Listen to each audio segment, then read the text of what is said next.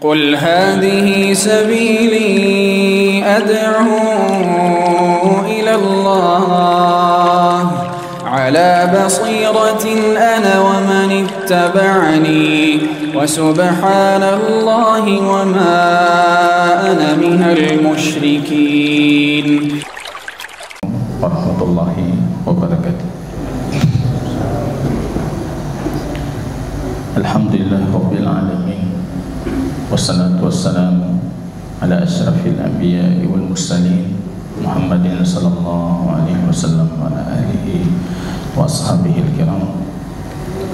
عباد الله، أوصيكم وإياي بتقوى الله فقد فاز المتقون، حيث يقول ربنا جل شأنه في محكم تنزيله: يا أيها الذين آمنوا اتقوا الله حق تقاته ولا تموتن إلا وأنتم muslimun.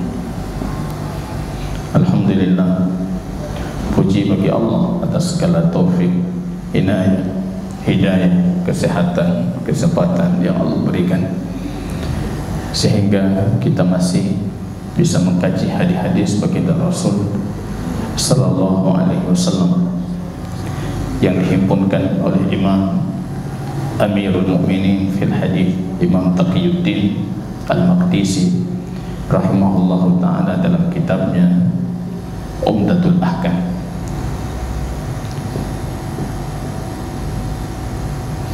Dan kita meminta kepada Allah subhanahu wa ta'ala dan memohon upaya kita menuntut ilmu ini, mempelajari hadis Rasul ini, ditetapkan di sisinya dengan ganjaran pahala yang berlipat. Ini termasuk dari ibadah ayyamil haraj yang disebutkan oleh baginda Rasul. Orang lain akhir tahun seperti ini entah kemana mereka perginya, padahal ini hari, kalau kita perhatikan Quran surat Maryam, di penghujung surat Maryam, anda a'udhi rahman waladah, hari-hari kemurkaan Allah, huru-huru Allah bengi luar biasa. Hampir langit itu runtuh, kata Allah. Hampir bumi ini pecah. Langit itu roboh karena mereka mendakwakan Allah punya anak. Allah nane. Kemudian mereka merayakan itu. Dan faliyahumillah, sebagian dari kaum muslimin justru mengkhususkan cuti dan liburnya itu di penghujung tahun seperti ini. Ini hari-hari kemurkaan Allah. Kita lihat di mana-mana musibah, kondisi cuaca, kondisi iklim dan macam lain sebagainya. Berdasarkan surah Maryam, ini adalah hari-hari murka Allah. Wala tudfi'u ghadabu rabbina illa bisadaqah. Yang bisa memadamkan kemarahannya Rabb kita Allah Subhanahu wa taala itu sedekah. Memperbanyak beristighfar, majelis zikir dan majelis ilmu seperti ini. Dan kita juga memohon kepada Allah untuk senantiasa mencurahkan salawat dan salamnya ke habibina baginda Rasul Muhammad sallallahu alaihi wasallam atas segala petunjuk, segala hidayah, segala ilmu dan nasihat. Faqad addal amanah, beliau sudah menyampaikan nasihat ataupun amanah yang dibebankan di atas pundaknya baginda Rasul. Wa nasahal ummah, beliau sudah menasihati umat ini dengan nasihat-nasihat terbaiknya. Wa jahada fillahi haqqa jihadihi, dan sudah berjihad di jalan Rabbnya Allah dengan sebenar-benar jihadnya. Jamaah kaum muslimin, kita masih pada pertemuan sebelumnya di awal pembahasan bab al-istitabah, yaitu bab membersihkan diri dari najis, kotoran, buang air kecil ataupun buang air besar. Pada pertemuan yang lalu, jemaah kaum muslimin, kita sudah mengkaji hadis Anas ibnu Malik, yang di sana baginda Rasul mengajarkan kita satu doa yang tidak patut kita lupakan, tidak patut tidak kita baca ketika kita memasuki kamar mandi atau tempat pembuangan hajat. Allahumma inni a'udzubika minal khubuthi, boleh dibaca barisnya sukun al-khubth. Ya Allah, aku memohon perlindunganmu dari al-khubth. Al-khubth itu segala bentuk keburukan. Wal khaba'is, dan jin wanita yang ada di dalam kamar mandi. Ini sudah kita jabarkan, dan boleh Anda membacanya dengan baris dhammah, minal khubuthi wal khaba'ithi. Kalau kita membaca dhammah, berarti itu artinya meminta perlindungan Allah dari kejahatan syaitan dan jin laki-laki ataupun jin perempuan yang berdiam di dalam kamar mandi tersebut. Dari segi makna, membacanya dengan baris sukun itu lebih mengeneralkan artinya lebih umum.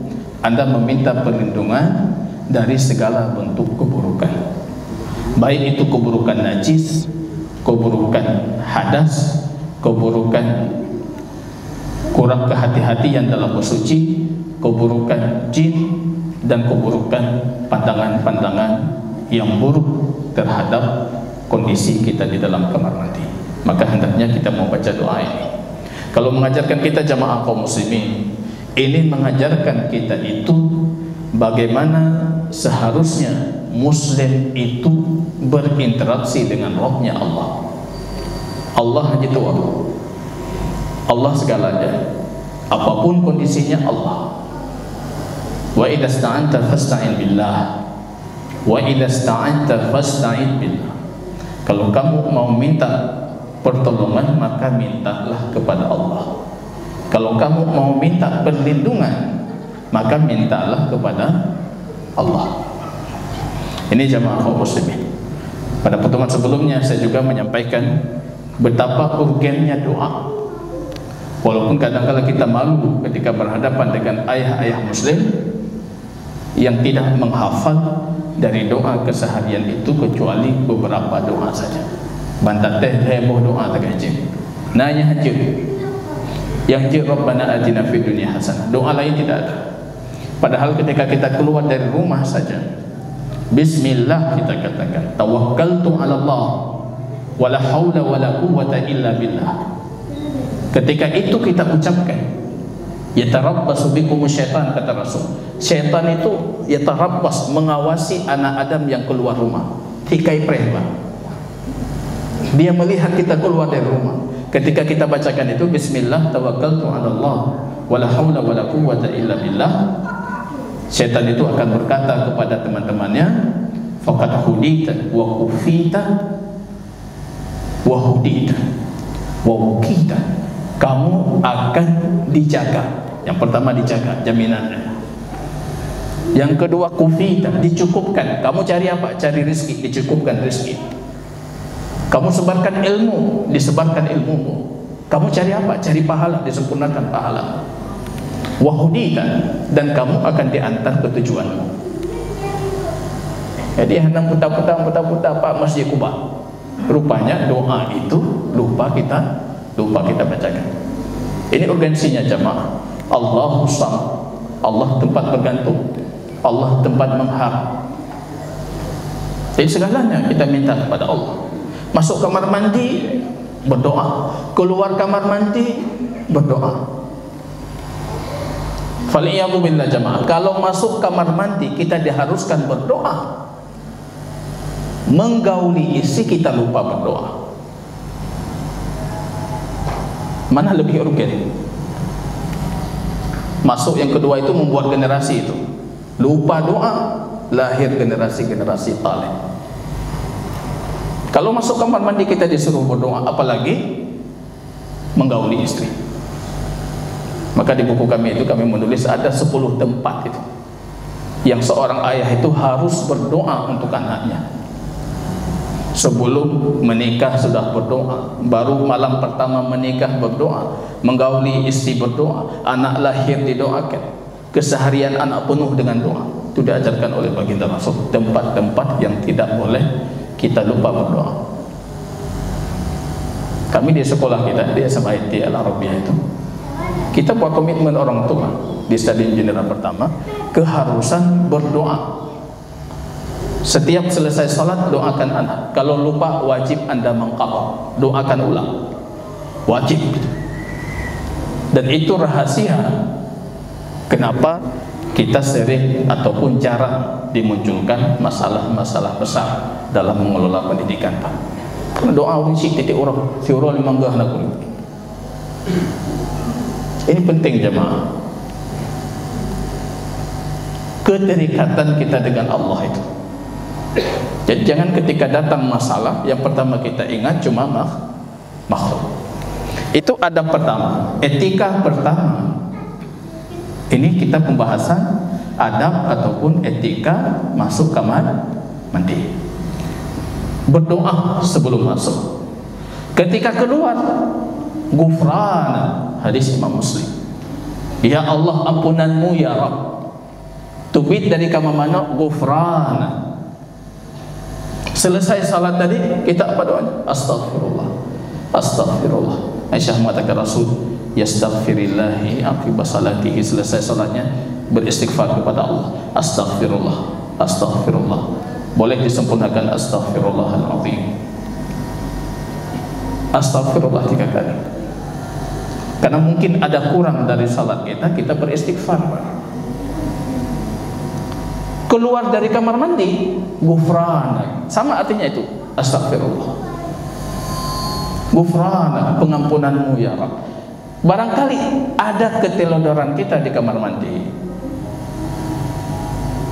Kondisi kita menghadap kiblat atau membelakangi kiblat, atau najisnya ada yang tidak nampak tapi mengenai pakaian atau tubuh kita, atau cara kita melakukan itu tidak sesuai petunjuk Rasul.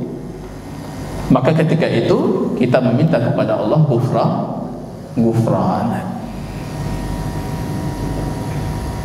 Yang pelaku maksiat seharusnya lebih gufran. Keluar kamar mandi saja gufran, ya Allah minta ampun. Apalagi kita membuat maksiat, seharusnya lebih lagi istighfarnya. Ini jamaah kaum muslimin. Adab yang kedua dalam hadis Abu Ayyub Al-Ansari di sini, tidak menghadap ataupun membelakangi kiblat ketika di dalam kamar mandi, ketika membuang air kecil ataupun air besar.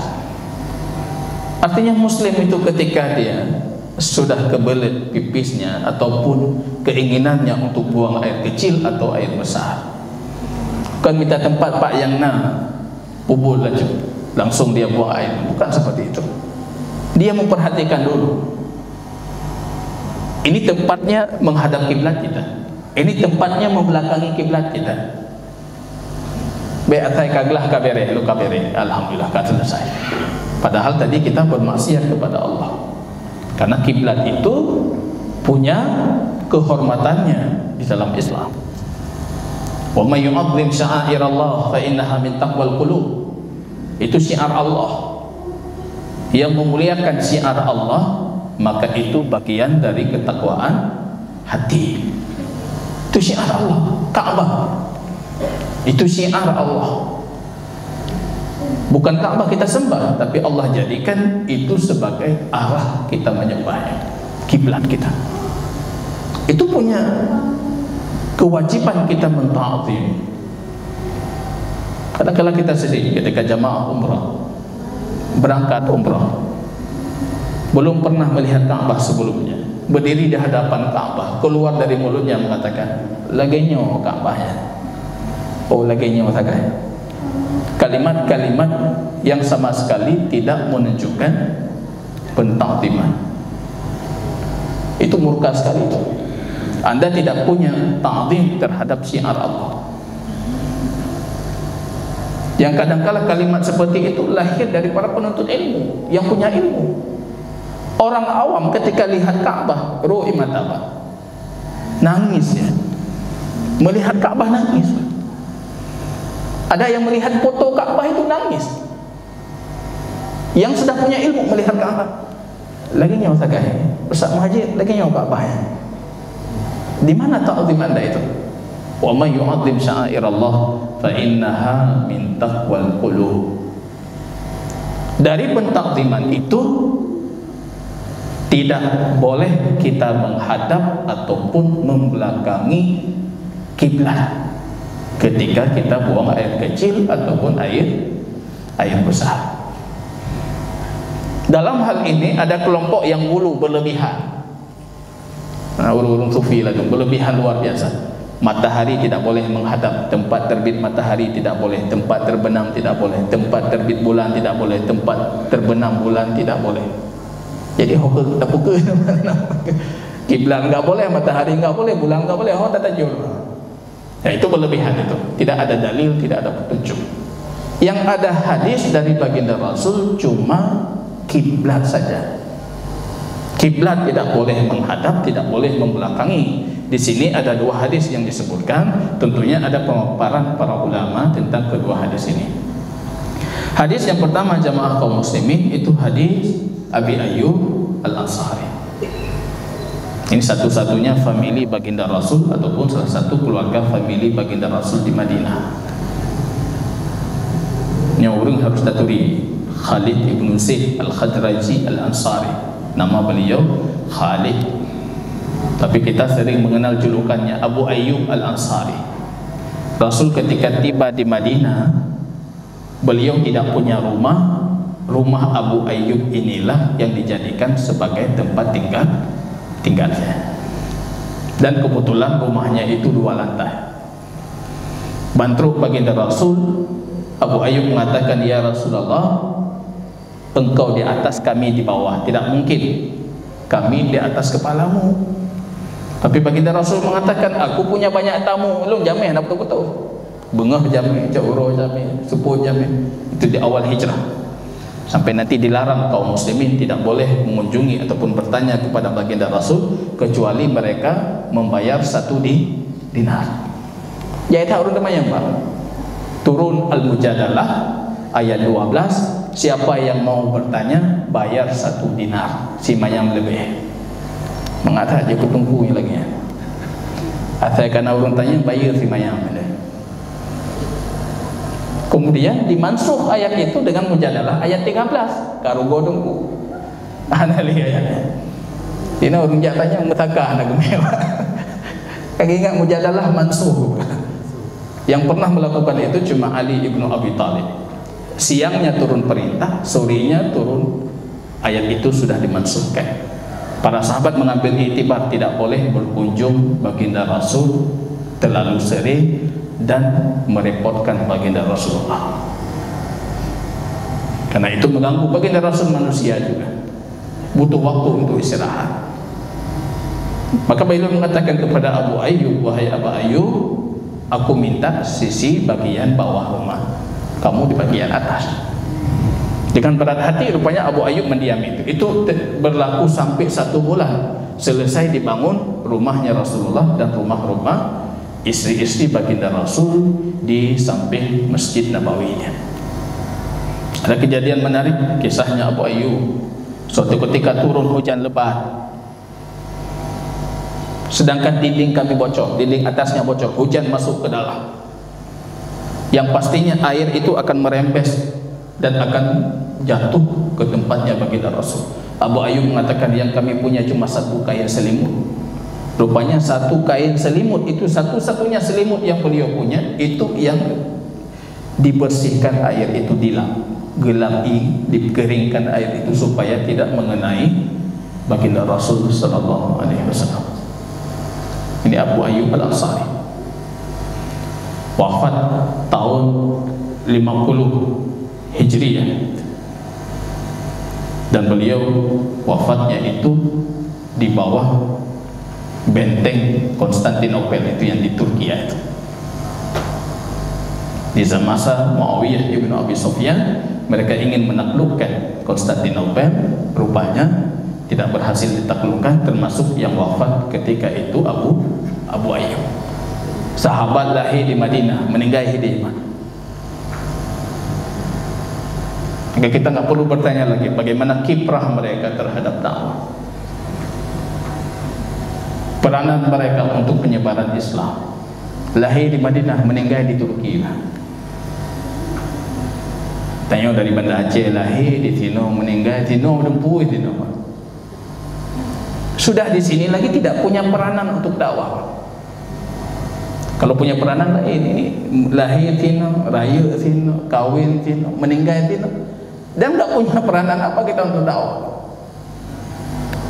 Ini jemaah kaum muslimin. Hadis Abu Ayyub Al-Ansari, beliau mengatakan qala Rasul sallallahu alaihi wasallam, baginda Rasul sallallahu alaihi wasallam bersabda, idza ataitumul ghaita, kalau kalian mendatangi ghaid. Ghaid itu asal katanya suatu tempat yang rendah. Akhirnya tempat yang rendah itu karena sering dijadikan sebagai tempat orang buang hajat. Tempat yang jauh, Pak, itu adabnya. Mencari tempat yang jauh baru buang hajat. Rasul itu berjalan sampai para sahabat tidak lagi melihat baginda Rasul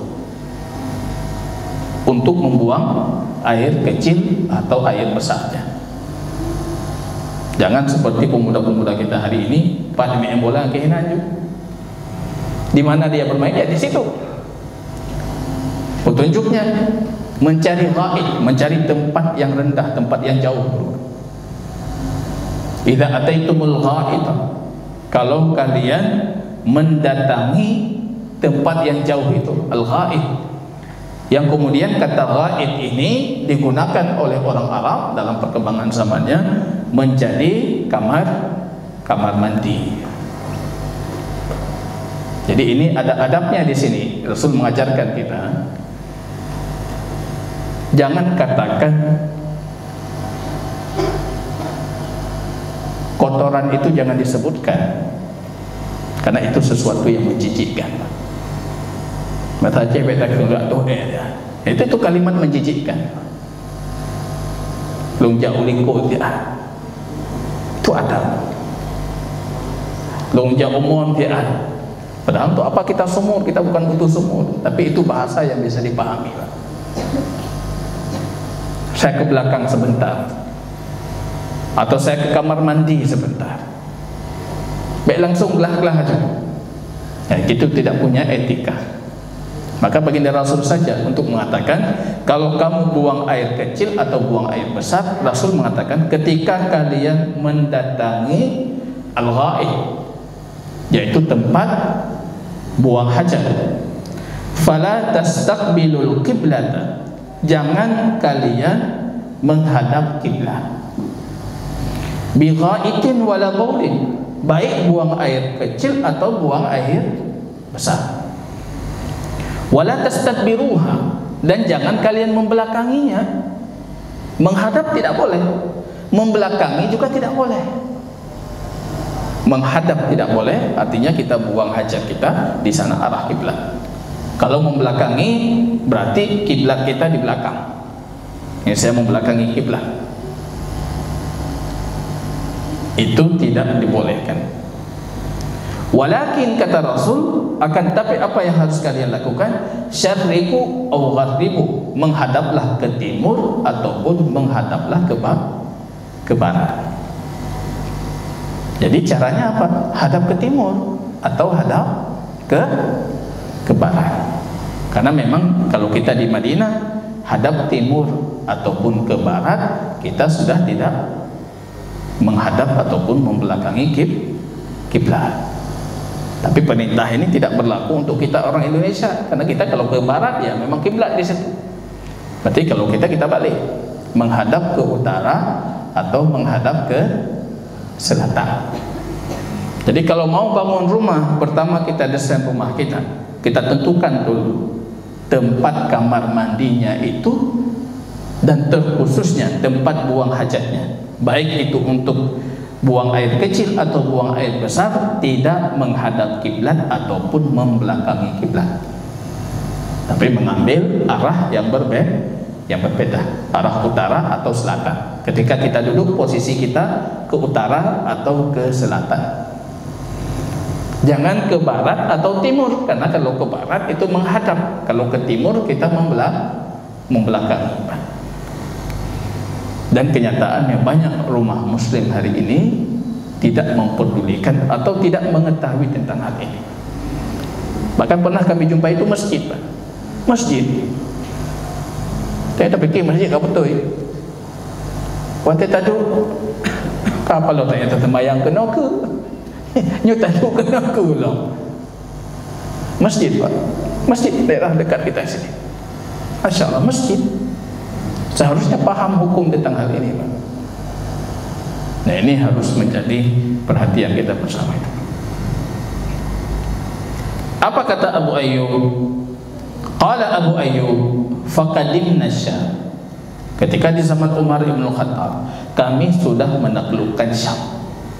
Syam itu kawasan yang sekarang masuk Palestina di dalamnya, masuk Suriah, masuk Yordan, masuk Lebanon, itu masuk semua itu. Syam. Syam dulu kekaisaran Romawi. Romawi Barat di Syam, Romawi Timur di Konstantinopel, Istanbul atau Turki hari ini. Dua-duanya sudah pernah ditaklukkan oleh kaum muslim. Dan yang pertama ditaklukkan di zaman Umar Ibn Khattab. Kaisar Barat selesai itu. Jadi kata Abu Ayyub, ketika kami sudah menaklukkan Syam, faqadimna Syam, fawajadna al-marahid, kami dapati WC di sana, kamar mandi di sana dibangun memang menghadap Ka'bah. Ya, mereka tak punya agama. Ataupun etika ini tidak dalam pembelajaran agama mereka. Beda dengan agama kita. Agama kita masuk kamar mandi ada 10 adab yang harus kita jaga. Agama lain ini komprehensifnya Islam, sempurnanya Islam. Kalau menunjukkan sesuatu ini menunjukkan ketinggian syariah.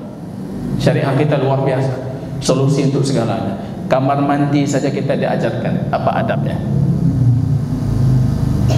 Jadi ketika Abu Ayyub mengatakan kami pergi ke Syam, rupanya kami dapati WC di sana dibangun menghadap kiblat. Jadi terpaksa WC kita butuh WC, cuma WC-nya menghadap kiblat.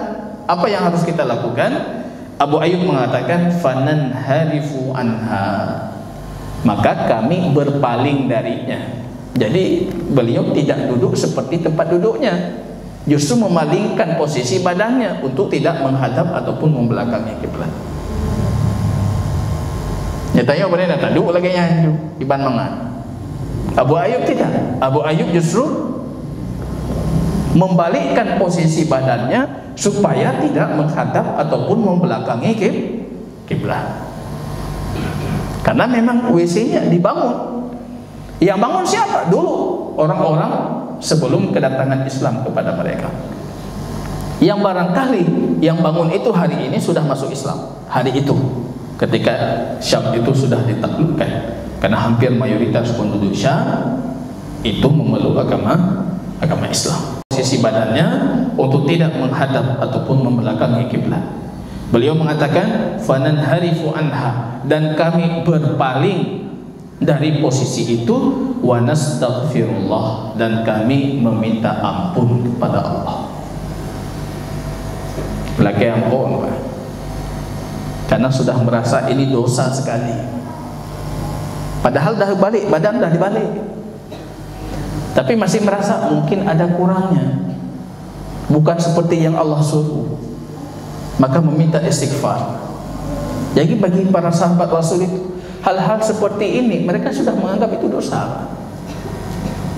Tanya dumpu kalau dapat bodoh, kalau mana dosa ubud, dosa terbagi dua, ada dosa kecil, tak istighfar, enggak ada, tanya enggak ada, dosa ubud.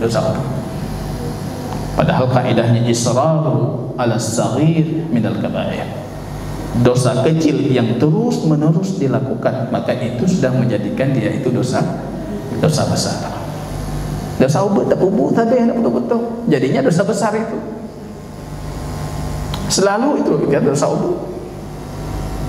Ini Abu Ayyub Al-Ansari, karena WC-nya sudah dibangun menghadap kiblat, beliau berupaya segenap tenaganya untuk membalikkan badannya supaya tidak menghadap ataupun membelakangi kiblat.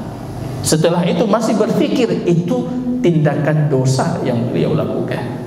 Ini di antara pencabaran para ulama. Ada juga yang mengatakan beliau beristighfar kepada tukang bangunan yang membangun WC ini.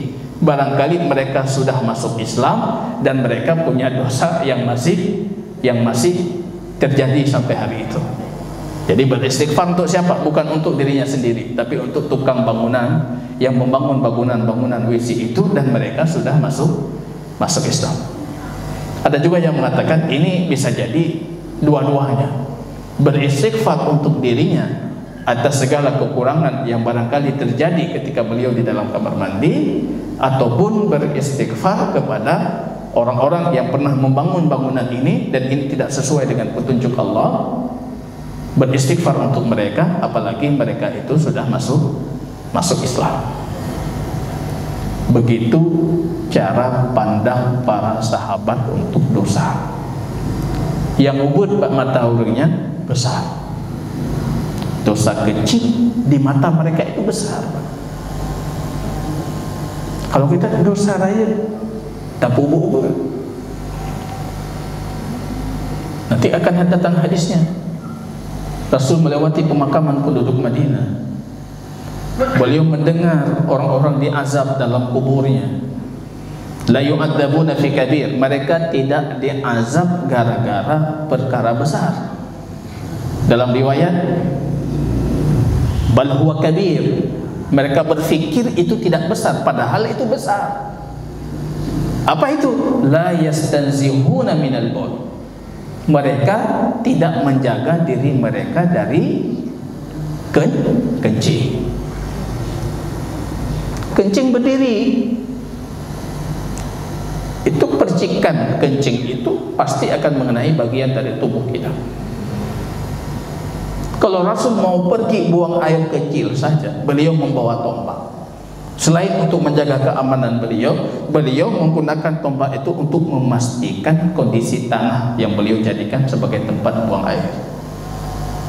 Kalau tanahnya keras, berbatu, beliau tidak akan memilih tanah itu, karena beliau tahu itu akan ada percikan. Jadi ketika beliau melihat tanah yang gambut, kalau dikencingi, kencingnya akan diserap langsung ke dalam, itu yang dipilih oleh baginda Rasulullah. Sekarang kamar mandi kita di rumah semuanya batu, semuanya semen, keramik mengkilat.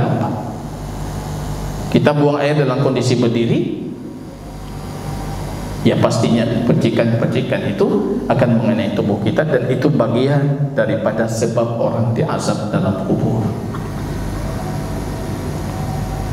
Bal huwa kabir, mereka menganggap itu kecil, akan tapi itu besar, kata Rasul. Mereka menyepelekan, padahal itu sesuatu yang besar. Dan yang kedua, apa siapa itu yang diazab? Yamshuna bin namimah, orang yang berjalan ataupun gemar berjalan dengan adu domba. Jabak kide menjelekkan si fulan, pergi ke si fulan menjelekkan si fulan. Akhirnya terjadi permusuhan antara kaum muslimin akibat dari ulah adu domba. Itu penyebab kebanyakan orang diazab dalam kubur. Ini hadis pertama, hadis Abu Ayyub, tidak boleh menghadap dan tidak boleh membelakangi.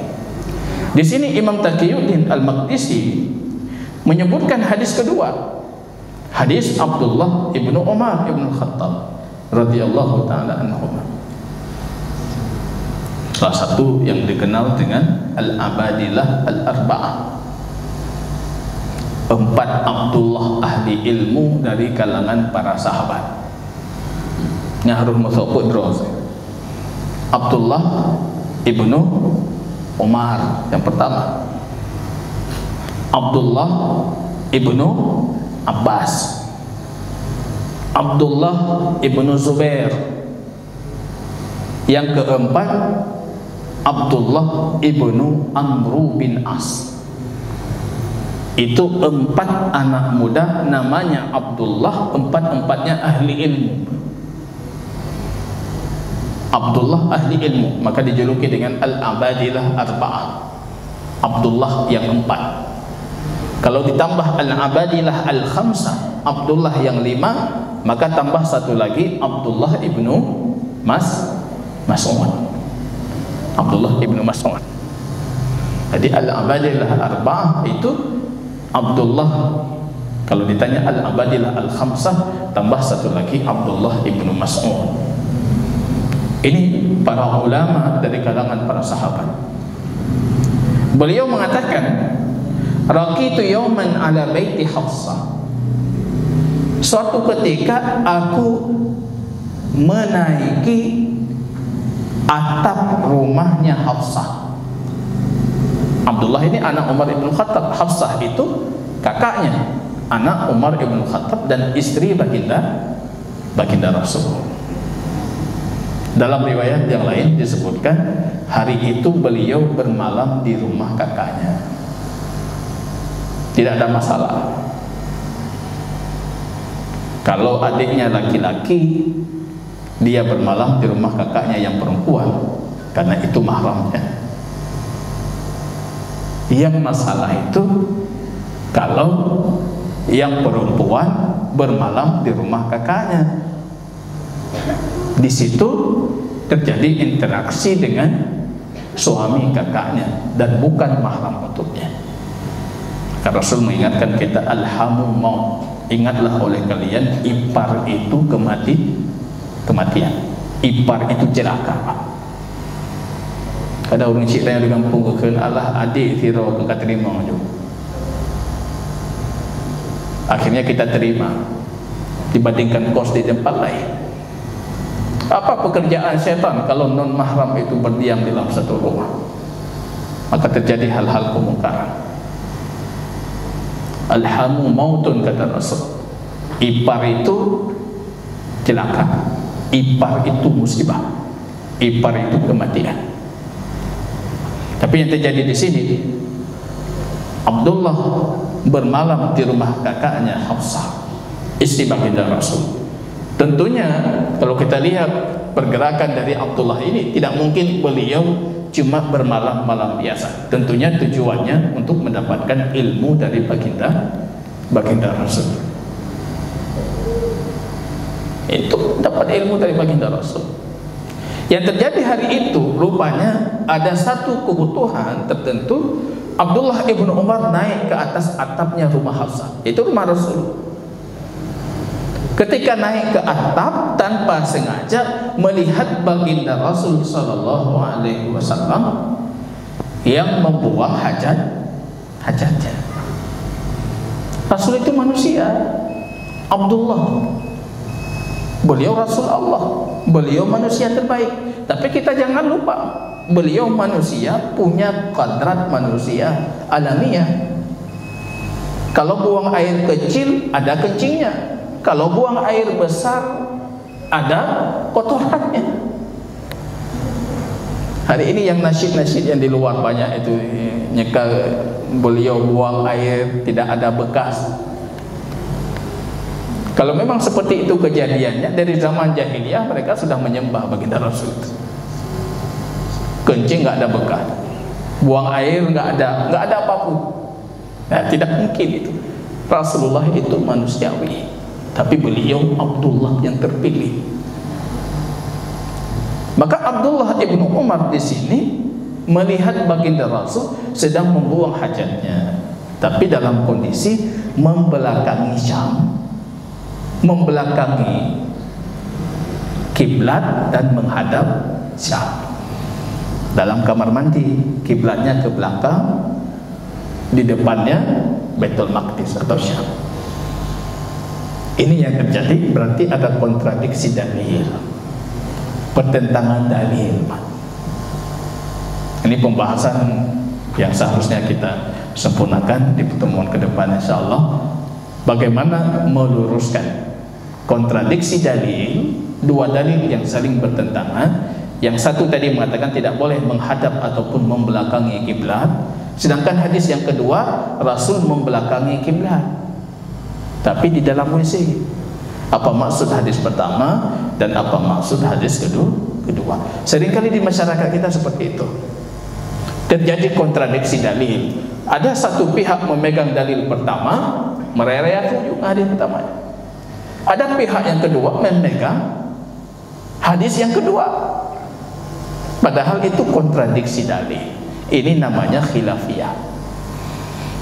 Khilafiyah itu ketika masing-masing punya dalil, tapi sebagian yang lain menganggap dalilnya lebih kuat, dalil orang lain lebih lemah.